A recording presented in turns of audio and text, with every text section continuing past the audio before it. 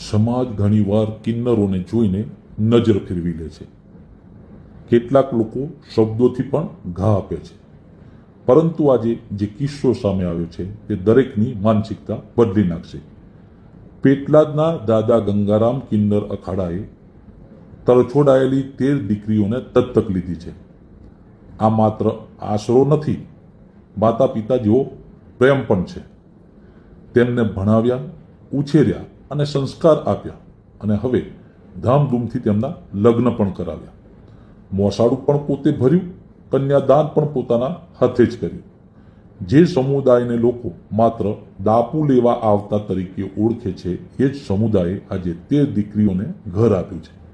આ માત્ર લગ્ન નથી, આ છે માનવતાનો ઉત્સવ. આ છે પ્રેમ અને સ્વીકારનો સાચો અર્થ. ક્યારેક જેને સમાજ દૂર રાખે છે એ જ લોકો સમાજને આજે માનવતા શીખવી ગયા છે. દીકરી પરાઈ નથી, દીકરી તો આશીર્વાદ છે. આ કહેવતને સાર્થક કરી છે કિન્નર સમાજે.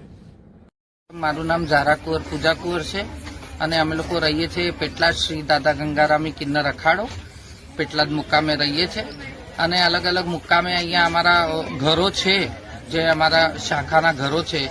એ તો અમારા પેટલાદની જગ્યામાં, અમારા પેટલાદ અખાડામાં 13 દીકરીઓ અને 2 દીકરા અને એક કિન્નર માસી જે અમારા અખાડામાં જ રહે છે. બધા અમે લોકો હળીમળીને રહીએ છીએ અને જે 13 દીકરીઓ છે તો બધી દીકરીઓની જાણે દેખરેખ કરવાનું, એમને સાંભળવાની બધાના માથે એક જેવી જિમ્મેદારી બધાના માથે છે.